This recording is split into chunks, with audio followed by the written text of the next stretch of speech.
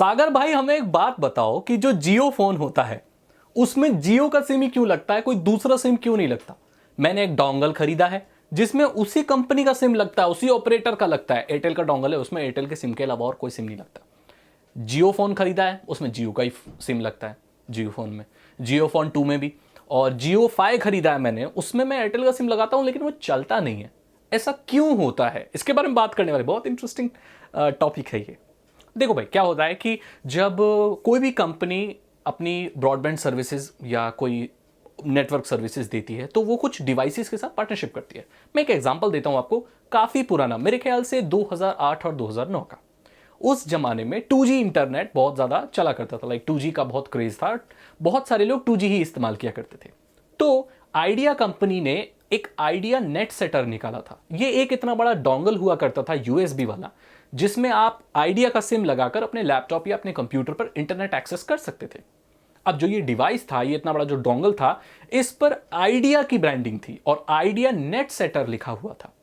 आपको क्या लगता है कि ये डिवाइस क्या आइडिया ने बनाया होगा? जी नहीं, बिल्कुल नहीं। ये हुआवे का एक डिवाइस था जिसके साथ पार्टनरशिप थी आइडिया की। तो आइडिया ने क्या किया, बहुत सारे थोक में हुआवे के जो डोंगल्स हैं उन्हें खरीद लिया और उसके ऊपर आइडिया की ब्रांडिंग लगा दी और मार्केट में बेच दिया। अब हुआवे कंपनी ऐसा इसलिए करने देती क्योंकि हुआवे कंपनी ऑलरेडी, आपको पता है, पहले बीएसएनएल के लिए और बहुत सारी नेटवर्क कंपनी के लिए अपने डिवाइसेस प्रोवाइड करती थी। और ये भी लोगों का मानना है कि जो 5G टेक्नोलॉजी है उसमें हुआवे लीडर है, क्योंकि 5G को चलाने के लिए जो भी इक्विपमेंट की जरूरत होती है, इक्विपमेंट जितने भी चाहिए वो हुआवे कंपनी प्रोवाइड करती है।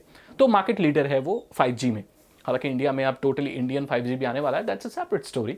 बट आज हम बात कर रहे हैं कि किस तरीके से चीजें काम करती हैं।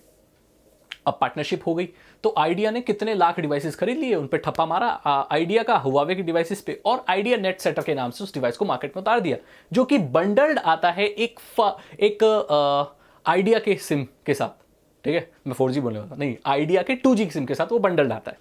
तो उसमें वो एक सॉफ्टवेयर बेस्ड लॉक, अब असली कैच यहां आता है। ठीक है, वो उस डिवाइस को ले लेते हैं, अपना ठप्पा लगा लेते हैं और उस डिवाइस को कम प्रॉफिट में आप तक देते हैं, कम प्रॉफिट में, ताकि आप ज्यादा से ज्यादा उन्हीं के सिम का इस्तेमाल करें। क्योंकि वो लोग लॉक कर देते हैं, वो जो डिवाइस होता है जो किसी कंपनी के सिम के साथ आता है या किसी पर्टिकुलर नेटवर्क प्रोवाइडर के लिए ही होता है, उसमें वो लॉक कर देते हैं कि वो उनका ही सिम चलेगा। वो इस बात से राजी हो जाते हैं कि हम इस डिवाइस को आपको कम रेट पे दे देंगे, लेकिन शर्त यह है कि इस डिवाइस में आपको सिर्फ हमारा ही सिम इस्तेमाल करना पड़ेगा, ताकि इनके प्लान डलवा डलवा के लॉन्गर रन में वो इतना प्रॉफिट कमा लें उन नेट पैक से कि पूरे डिवाइस की भी वो कंप्लीट हो जाए। ठीक है, ऐसे ही जियो फोन के साथ भी होता है। अब जियो फोन आपको 1500 रुपए में मिलता है, बहुत सस्ता है। एक 4G डिवाइस के लिए ये बहुत कम प्राइस है, और ये आपको इसीलिए सस्ता मिलता है क्योंकि आप आगे चलकर इसमें जियो सिम ही चलाने वाले हो और जियो के पैक ही डलवाओगे। तो जियो के पैक ही डलवाओगे तो जियो के पैक डलवाने से जियो को फायदा होता है, आपको मालूम है। तो उसी प्रॉफिट से वो अपना इसका भी नुकसान जो उन्होंने कम रेट पे आपको डिवाइस दिया है वो निकाल लेते हैं। सेम केस विद जियो 5 आपको कम में मिल गया, 999 में मिल गया, लेकिन भाग के जाओगे कहां? सिम तो उसमें जियो का ही लगाओगे, प्लान तो उन्हीं का ही डलवाओगे, तो वहां से वो कमाएंगे। इसीलिए आपको कम रेट में इस डिवाइस को दे देते हैं, कम प्रॉफिट को लेते हुए, ताकि वो आगे प्लान से प्रॉफिट कमा सके। अब ऐसे बहुत सारे लोग होते हैं जो इन डिवाइसेस को अनलॉक कर लेते हैं।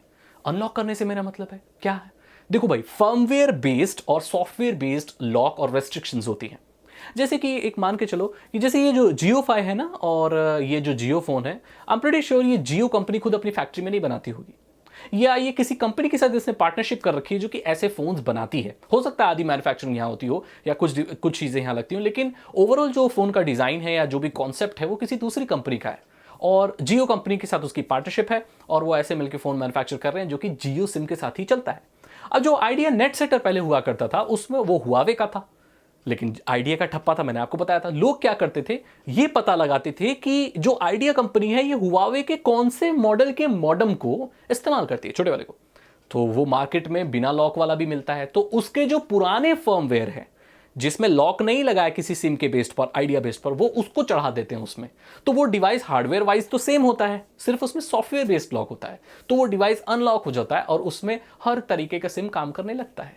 लेकिन ये एग्रीमेंट के अगेंस्ट होता है। जब आप किसी डिवाइस को खरीदते हैं तो उसमें ये एग्रीमेंट होता है कि यार आप इसमें हमारा ही सिम इस्तेमाल करेंगे।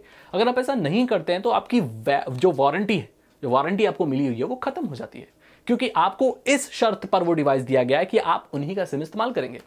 Same goes with JioFi and JioPhone. अगर आप जियोफोन खरीद के उसको कुछ उल्टा सीधा कर देते हैं, तोड़ के मॉडिफाई कर देते हैं या कुछ भी कर देते हैं जिससे आप उनकी सर्विस के अलावा और कोई सर्विस उसमें एक्सेस करें, तो आप वारंटी को खत्म कर रहे हैं और जो सर्विस एग्रीमेंट है उसको भी आप तोड़ रहे हैं, जो कि गलत बात है। आपको ऐसा नहीं करना चाहिए और आपकी वारंटी वगैरह बिल्कुल नल एंड वॉइड हो जाएगी, एकदम खत्म हो जाएगी। इस बात का आप ध्यान रखें। तो मैंने आपको बता दिया कि ये किसी पर्टिकुलर डिवाइस में उसी का सिम क्यों चलता है, ये कैसी चीज़ें होती हैं, ये कैसे काम करती हैं। अगर आपके और कोई सवाल है टेक्नोलॉजी से रिलेटेड, आपका कोई भी सवाल है, आप बेझिझक कमेंट सेक्शन में पूछ सकते हैं। उस कमेंट पे सबसे ज़्यादा लाइक्स आएंगे तो मैं वादा करता हूं कि मेरी अगली वीडियो का टॉपिक वही होगा, बशर्ते वो टॉपिक अच्छा होना चाहिए। ऐसा नहीं कि आप कुछ भी पूछ रहे हो, टेक्नोलॉजी से रिलेटेड होना चाहिए, आप कुछ भी पूछ सकते हैं। मैं उसके ऊपर वीडियो बनाऊंगा और लोगों के साथ वो नॉलेज शेयर करूंगा। अगर आपको ये वीडियो अच्छी लगी तो इसे लाइक करें, अपने दोस्तों के साथ शेयर करें। साइबर सिक्योरिटी और इथिकल हैकिंग में इंटरेस्ट है, अगर आप एक इथिकल हैकर बनना चाहते हैं तो 299 रुपीज़ के 3 इथिकल हैकिंग कोर्सेज हैं। हिंदी लैंग्वेज में आपको इथिकल हैकिंग सिखा देंगे। अगर आप हैकिंग सीखना चाहते हो और आपको पता नहीं है कि मैं शुरुआत कहाँ से करूँ, तो मेरे कोर्सेज बहुत अच्छे सोर्सेज हैं इथिकल हैकिंग शुरुआत करने में। हिंदी में बनाएं, आसान भाषा में बनाएं, कोई भी समझ सकता है, इतने आसान कोर्सेज हैं। डिस्क्रिप्शन जरूर चेक करें, चैनल को सब्सक्राइब करें, ये बिल्कुल फ्री है। बेल आइकन को प्रेस करें, क्योंकि यूट्यूब कम्युनिटी में, टेक कम्युनिटी में शायद मैं इकलौता ऐसा चैनल हूं जो डेली आपको टेक का एक नया टॉपिक लेकर आता है। और हम अपने चैनल पर ज़्यादातर मोबाइल फ़ोन्स के डब्बे नहीं खोलते हैं, मोबाइल फ़ोन्स के बारे में बहुत कम बात करते हैं। तो ये एक hardcore 100% real and pure technology का चैनल है, जो कि आजकल बहुत रेयर है। मैं बोलता हूँ आपसे अगली वीडियो में। Thank you so much and good bye.